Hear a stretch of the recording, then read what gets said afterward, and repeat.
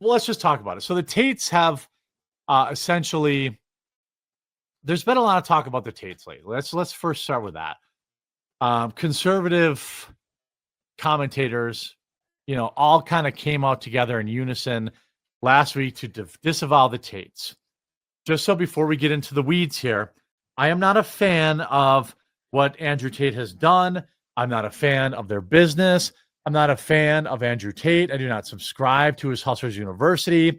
I don't think people should listen to Andrew Tate about what being a good man is.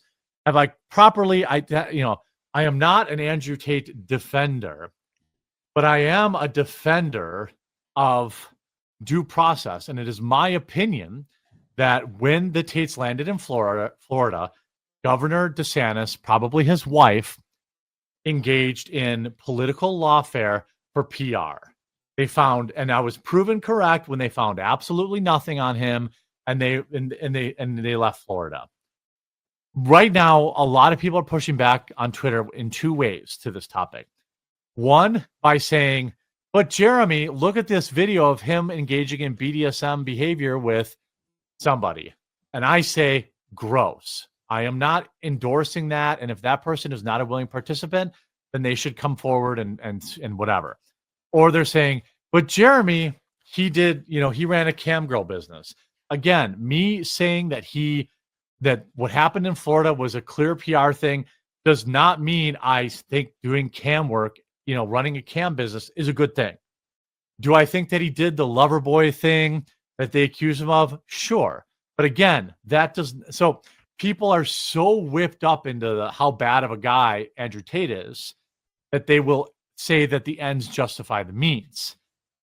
I got a lot of pushback on that. And I just feel like principles matter, and you sound like the left, who was backing up all of the lawfare that they did to Donald Trump. Donald Trump's bad. He grabbed him by the junk. He did this. He did that. Therefore, all the illegal lawfare is justified. That's my only position. And somehow, the people on the right now are completely ignoring any nuance when it comes to Andrew Tate. And they're like they're making him a bigger star than he ever was by telling everybody, hey, don't listen to this guy. He's evil. What do you make of, I'll start with Gothix. What do you make of everything, going on around the Tate brothers right now and all this, basically it seemed like it came out of nowhere. It was like astroturfed. Ben Shapiro and everyone at Daily Wire is like, herder, Andrew Tate is bad. Okay, cool. But why are you saying that now? Like, what do you think led to this? I don't know what led to it. Honestly, I'm not that tuned into like all the legal stuff with the Tate. Yeah. So like, to my understanding, he was engaged in some BDSM video with someone that was underage. Do we know if he knew that she was underage? And well, she was, from what I understand, and correct me if I'm wrong, chat, the girl in that video was of legal consenting age in the area in which they were, which happened to be 15 or 16, which, yes, I agree is gross. But from what I understand, he broke no law. And from what I understand, the same girl came out later and said that she was a willing participant. Again, correct me if I'm wrong. I think either if Melonie you're a or U.S. Luke, citizen, though, if you're a U.S. citizen, you can't do that legally. You can't go somewhere because, like, say somewhere the legal age would be like 11 years old. You can't go there and. Is that true? Okay? I didn't know that. I believe I could be wrong, but I believe that's the case. Okay. Well, if true, then that is different. But as far as I know, the nation where he was, it was legal. He's also a dual citizen. So I don't know if that murkies the water. I agree, it's disgusting.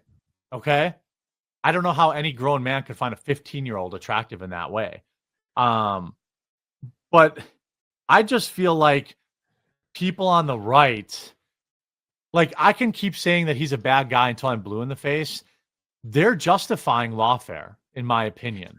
My thing is, like, he's allegedly, him and his brother are on camera admitting to having sex with 15-year-olds. Correct. Yep. So I think if that's the case, and he does have an open investigation, I think that they are fully within their right to to investigate him themselves, especially when there is an alleged victim in Florida.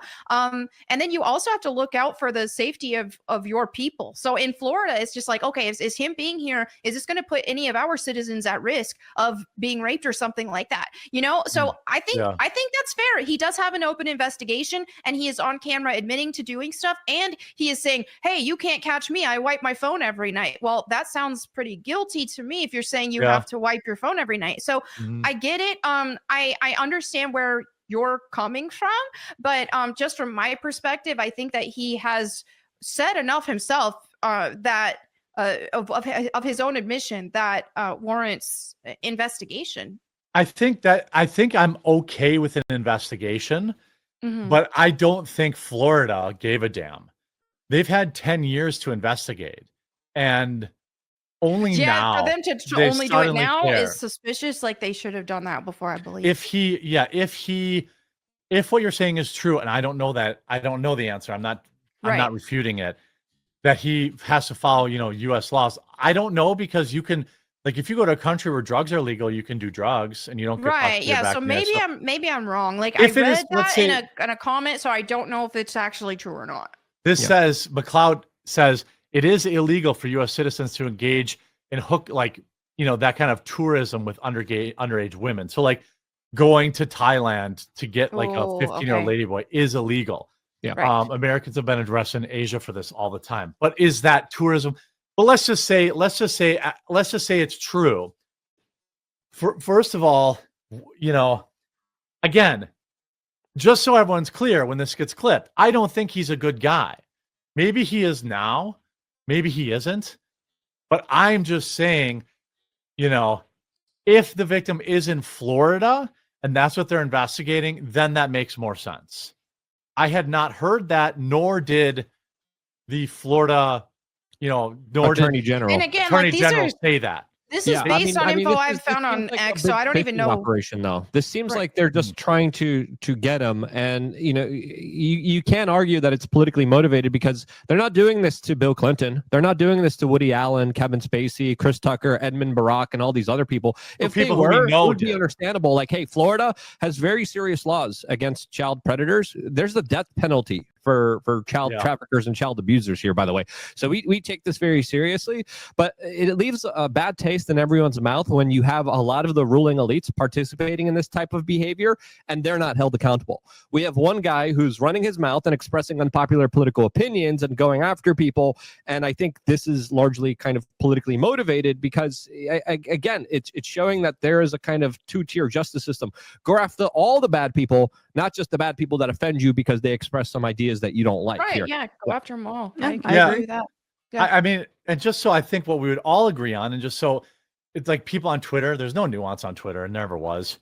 But like, for sure. It's like I say, hey, this looks off, like they're only selectively prosecuting.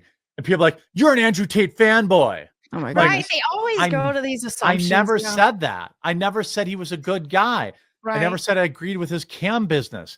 I never said any of that stuff. And like, even this morning, I was like, yeah, Jeremy Boring, I agree. We should talk about, let's go after these big porn companies. And then people are like, you're a Nazi. I'm like, what? That's just like I remember just like several months ago, you even saying that, no, I don't think Andrew Tate is some great guy or anything like that. That's always been my position. Yeah, that's always been. So it's not like all of a sudden, because it's crazy that they're just going to jump to these conclusions that you're a fan of his now, when you've already expressed that wasn't the case. Even I wouldn't before. let him babysit my dogs. He shouldn't be the standard for masculinity at all. I understand why there's such an appeal for the male demographic, but I will agree with you, Jeremy, that I think words do matter, and people have gotten into this habit of throwing the word pedophile around. I don't know if that's the case in this particular situation. Yes. Like I said, I'm just, kind of out of the loop with it, but like words matter. And I've seen people throw this label around for something like what they were doing with Dr. Disrespect. I'm like, I don't think that's fair. And I think you're diluting the word, just like any of these other buzzwords the left throws around. Yeah. He chatted with somebody who was like 17 going on 18. He didn't hook up with a 6-year-old. Like well, there and we is a don't even know difference. if he was. My thing with Doctor We Disrespect. don't know that is he we knew didn't even. know if he was trying to. We don't know if he just made an inappropriate joke or if he actually was trying to solicit. We don't know the context. Either By the way, way, yeah, good, but just to assume that it was pedophile intentions, without actually seeing the evidence, I think that's it's a well, and huge accusation. that's a big problem for me too. Is like I defended him because we don't have evidence, and people say the same thing. You're a pedo defender. I'm like, look, if the transcripts come out and Dr. Disrespect was trying to meet somebody he knew was underage, I'll be the first one to put out a video and say I was wrong to defend him. But we don't have that evidence. And the same thing is true of Andrew Tate. People are like, oh my God, look at this video of him engaging in this activity with this girl. I'm pretty sure that girl, if that is the same girl that came out later to say that it was consensual, I'm almost positive that happened. But if she was 15 and if he's bragging about having sex with 15-year-olds and that he intentionally wants to have sex with 15-year-olds, I would call that a pedophile. I just would.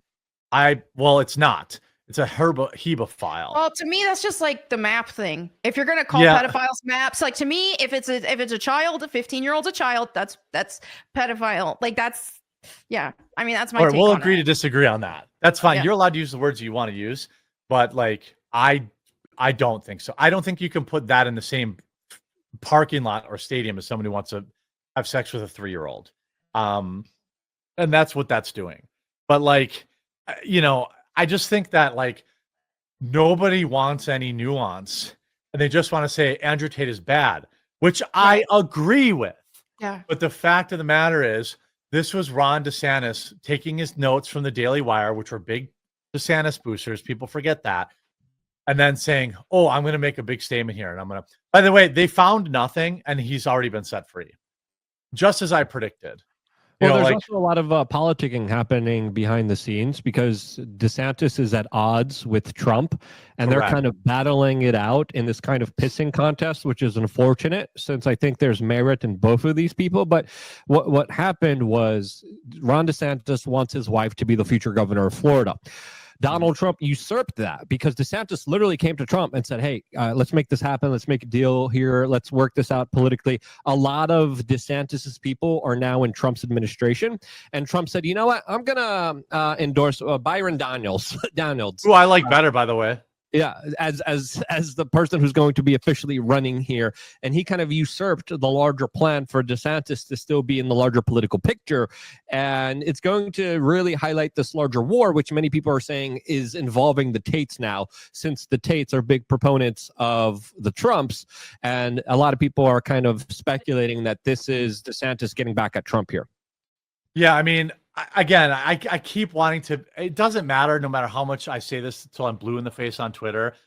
Even the act of defending him has me, people are calling a ped defender and, I support trafficking. I don't. But all I'm saying is this guy sat in prison for years and was never convicted of a single crime. He was never convicted of anything in Romania, by the way. Never. He was never convicted of anything in the UK. He was never convicted of anything in the United States.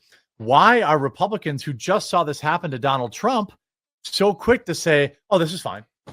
Yeah, let's just launch fishing expeditions on everybody just because he said something on a podcast. Like, again, if there's a crime there, I'm fine with it and, them investigating it. I'm not saying that he's a good man or a good father figure or a good friend or a good, any of that stuff. But I'm just saying it's clearly a double standard. And by the way, I guarantee you Florida will charge him with nothing because this is all baloney. Like, it's just here. Roger Stone said, Richard Grinnell secured the release of the Tates because there was no evidence against them. So now, of course, Ron DeSantis says that these U.S. citizens have no pending charges against them, who have no pending charges are not welcome in Florida. How am I supposed to look at that and think, yeah, they're definitely motivated by doing the right thing? I don't, like, that's just where I'm coming from. I'm not trying to convince anybody. I wanted to have a chance to like explain. I don't think that what these guys did is good. I'm just saying it looks like to me, this is not the way you go about it.